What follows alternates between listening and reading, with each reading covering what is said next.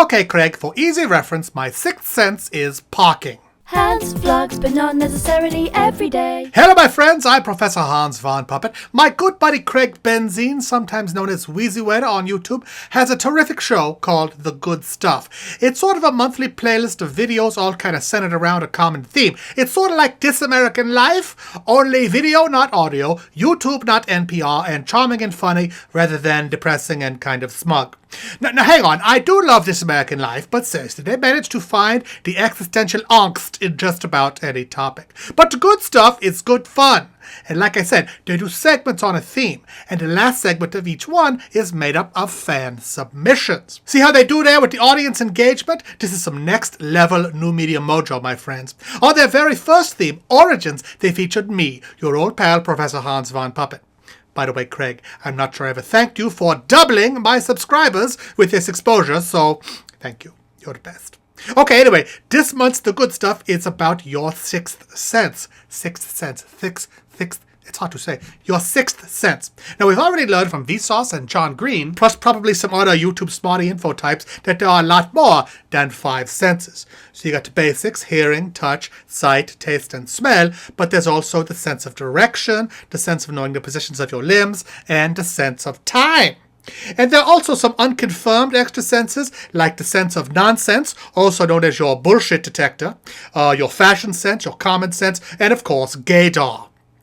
But when they say sixth sense, they're talking about your psychic powers. Like, what is it you always know without any way of actually knowing it? Extrasensory perception, you see. For me, it's pretty mundane and not that spooky, but rather useful.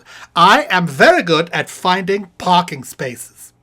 I live in Los Angeles, and most places I go have either got valet parking or a paid parking structure, but I hate to pay for parking, you know? It's like George said on Seinfeld, it feels like going to a prostitute, paying for something you could get for free if you just applied yourself a little bit.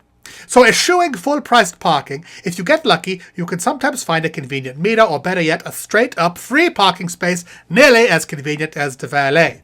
We call this rockstar parking. These are rare, but ubiquitous if you know where to look. And I hesitate to tell you how to spot these because, frankly, I'd rather keep them open for myself. But I will share with you my technique. You gotta visualize the space you want before you get to your destination. You manifest your perfect parking space with your mind. Now, Hans, I hear you saying, this is making my bullshit detector go off. Hey, listen, I am a man of science. I am not actually creating a space with my mind, nor am I remote viewing an empty parking spot in my future. But by preparing my mind for the possibility of a lucky spot, when one presents itself to me, I see it. And if I'm in a parking mood, if you will, I'm primed to recognize a lucky spot as I approach my destination, rather than just frantically looking after I pass it. This is one of the bonuses of living an optimistic life. If you look for good things to happen to you and expect good things to happen to you, guess what? Good things will happen to you. I believe in the so-called law of attraction to a point. I don't think you can actually make things happen that wouldn't have happened otherwise, but I do believe that being open to good fortune makes your good fortune easier to recognize when it happens to you. This is called confirmation bias. Confirmation bias in science is the common error of giving more weight to results that confirm what you thought would happen. Psychics appear to work because you remember the things that they got right and forget the things that they got wrong.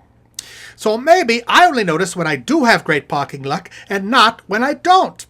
Maybe I don't really find great parking spaces any more often than anyone else does, but it feels like I do. And driving around with that optimistic feeling that my rockstar space is just around the corner makes the chore of urban parking a lot more bearable. And if my confirmation bias only serves to make my day a little brighter, it's a winning strategy. So there you have it, my friends. My sixth sense is the uncanny ability to find great parking spaces. And you can have it too if you just believe in it. Oh, I can also talk to squirrels, but that's kind of personal. Well, folks, I hope that was helpful. Be sure to like and subscribe and all that jazz. I'm trying to get on a weekly schedule like the YouTube says you should if you want to get a lot of subscribers. You know, I try for Mondays, but sometimes, it's Tuesdays. And if I think of something else or something hilarious happens, you get another one later in the week. So scheduling, whatever. But I respond well to encouragement. Tell me what you like in the comments, and I will try to do more of that.